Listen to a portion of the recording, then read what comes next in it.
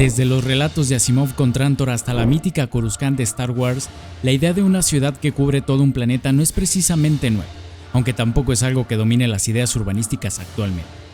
Ambos ejemplos, toda la superficie de sus respectivos planetas está urbanizada en las 3 dimensiones, desde los barrios más profundos hasta la superficie, sea lo que eso signifique en estos mundos. Sus imponentes edificios políticos y futuristas se elevan entre los enjambres de rascacielos densamente poblados. Podríamos llamarle ciudades-planeta, recordando lo que los humanos de los tiempos antiguos en sus respectivas líneas temporales conocieron como ciudades-estado, un solo ente. Tanto Trantor como Coruscant tienen poblaciones inimaginables para los estándares actuales. Trantor, con sus más de 40,000 millones de habitantes, ocupa un planeta un 40% más pequeño que la Tierra. Es el centro político del primer imperio galáctico en la saga de la fundación de Asimov, quien imaginó esta ciudad planetaria a mediados del siglo XX, siendo uno de los pioneros en este concepto. Por otra parte, Coruscant en el universo de Star Wars es el planeta de origen de los humanos y también centro político del universo de George Lucas. En él habitan 3 billones de personas distribuidas en 5,000 niveles de altura, una cifra que da hasta escalofrío solo escucharla si la comparamos con los apenas 8,000 millones de personas que habitan actualmente la Tierra.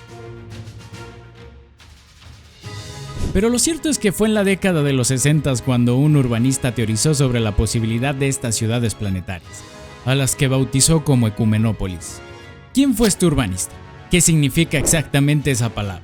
Y lo más importante, ¿es posible que una ciudad de tal magnitud llegara a existir algún día? Esto es Urbanópolis y bienvenidos.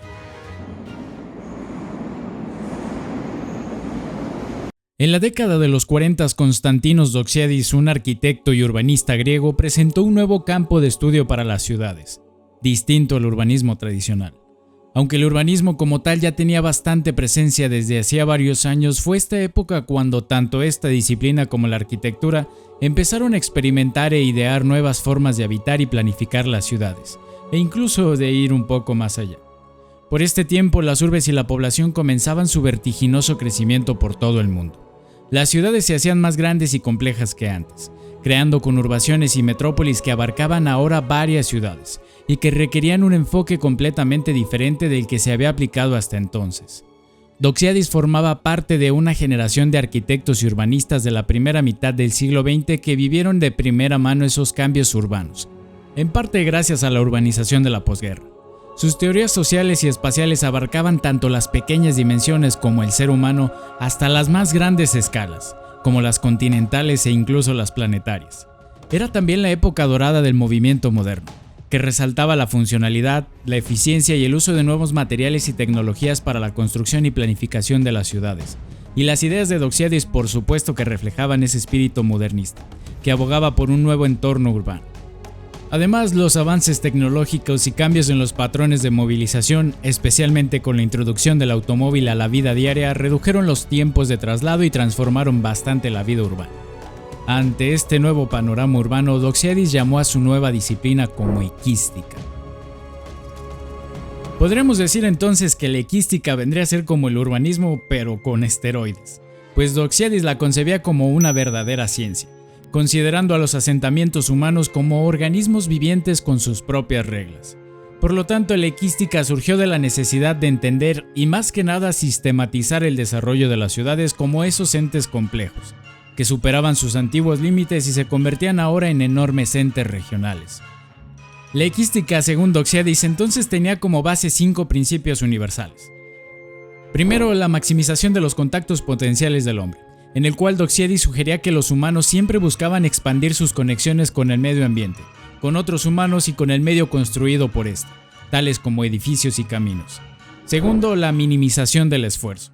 Con ello, Doxiadis apuntaba que los humanos reducían el esfuerzo requerido para estos contactos potenciales, y con los cuales elegían las rutas que requerían el menor esfuerzo o la menor energía posible, ya fuera desde algo tan simple como diseñar una habitación hasta redes enteras de transporte en una ciudad. El tercer principio que Doxiadis desarrolló fue la optimización del espacio protector del ser humano. En él decía que el ser humano tendía a mantener una distancia óptima de los demás, el medio natural y lo construido, lo que ayudaba a maximizar esos contactos pero manteniendo la comodidad y la eficiencia. Por lo que el cuarto principio de la equística era la optimización de la calidad de estas relaciones. Doxiadis refería que los seres humanos mejoraban la calidad de las interacciones y su entorno, teniendo como el objetivo el orden y la estética, que en última instancia influían en la arquitectura y el arte.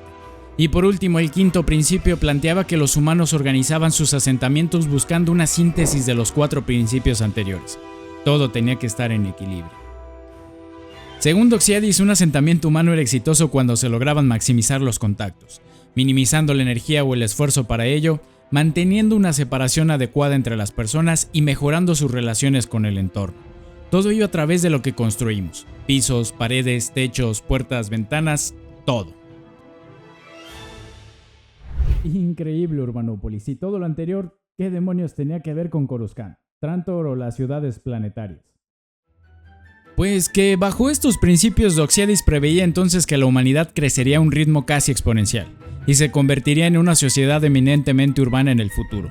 Según él, las ciudades se comportarían como organismos vivos tratando de seguir esos 5 principios, en donde la infraestructura urbana como las autopistas o las vías ferroviarias actuaría como su medio de propagación. Cuando teorizó sobre la equística en la década de los 60, se extrapoló las tasas de crecimiento de la época y predijo que la población mundial podría llegar a los 50,000 millones de habitantes para el año 2100. De igual manera pronosticó que el 98% de estos serían residentes urbanos, distribuidos sobre una superficie total de 48 millones de kilómetros cuadrados, el equivalente a aproximadamente 1/3 de la superficie terrestre. Ya vas viendo por dónde iban las cosas. Ante tal explosión demográfica y por lo tanto urbana, Doxiadis también analizó sistemáticamente 15 tipos o unidades de asentamientos en los que el ser humano habitaba y con el que se iban componiendo sus ciudades. La primera de ellas y la más pequeña era el ser humano por sí mismo. El segundo era la habitación. El tercero la vivienda, el cuarto el grupo de viviendas y el quinto el pequeño bar. Como ves, cada unidad iba aumentando en tamaño y en la cantidad de personas que la componían. Por ejemplo, la octava unidad era el típico pueblo de entre 30,000 a 50,000 habitantes. La décima era la metrópolis de alrededor de 2 millones de habitantes. O la decimosegunda, un nuevo tipo de unidad que por ese entonces resultaba muy novedosa, la megalópolis. Una unidad que comprendía una gran cantidad de espacio y habitantes que se podía encontrar en la región de los Grandes Lagos en Estados Unidos, a lo largo de la zona industrial del Rin en Alemania, o la que ya desde entonces era Tokio. Hoy ya no nos parecen tan llamativas y sorprendentes, pues prácticamente cualquier continente ha desarrollado su propia megalópolis. Sin embargo, lo interesante venía después de esta unidad. Doxiadis estimaba que tal crecimiento demográfico y urbano en el 2100 llevaría a que la 14ª unidad se tratara de una ciudad continental, que bautizó bajo el nombre de Perópolis.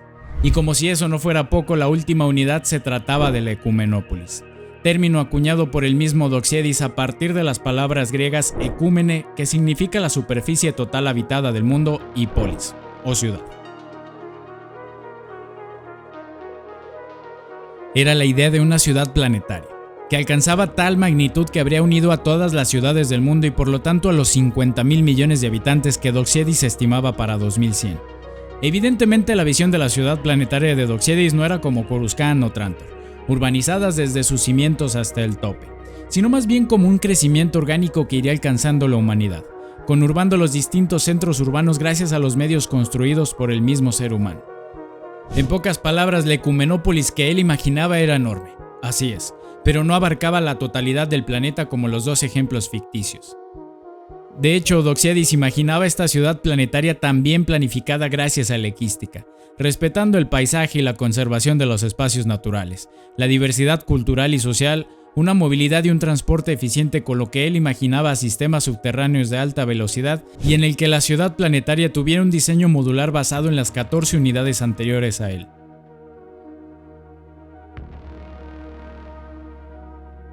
Aunque Coruscant era el planeta natal de la humanidad en Star Wars, en nuestro mundo por otro lado, si la Tierra siquiera llegara a acercarse a tal paisaje urbano continuo, la Ecumenópolis resultante colapsaría bajo el propio peso de su huella ecológica. En otras palabras, la teoría y la visión de Doxiadis eran increíbles, pero en la práctica eso es imposible a nuestro entender actual.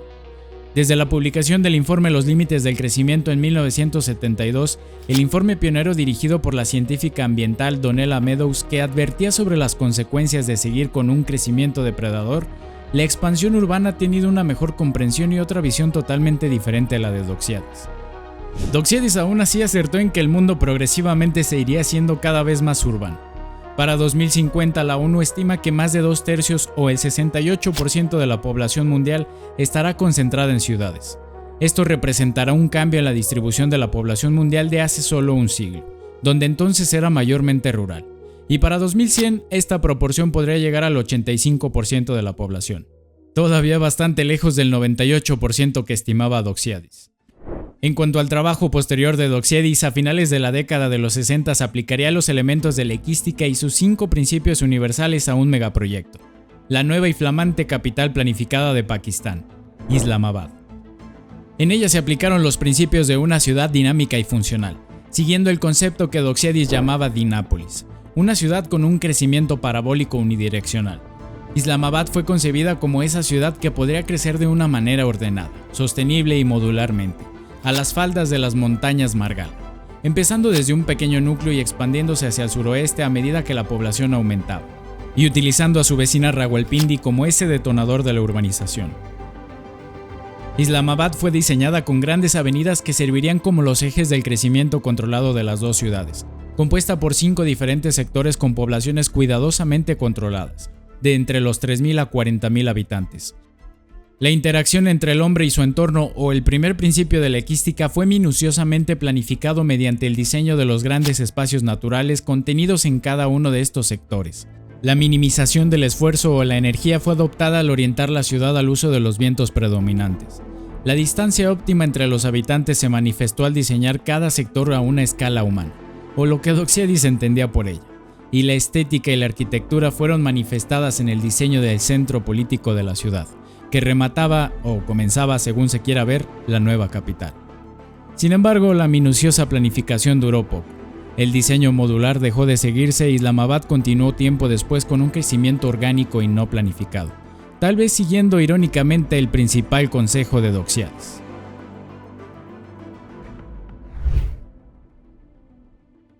Recuerda que si te ha gustado este video no olvides suscribirte y dejarnos un like. Hasta la próxima.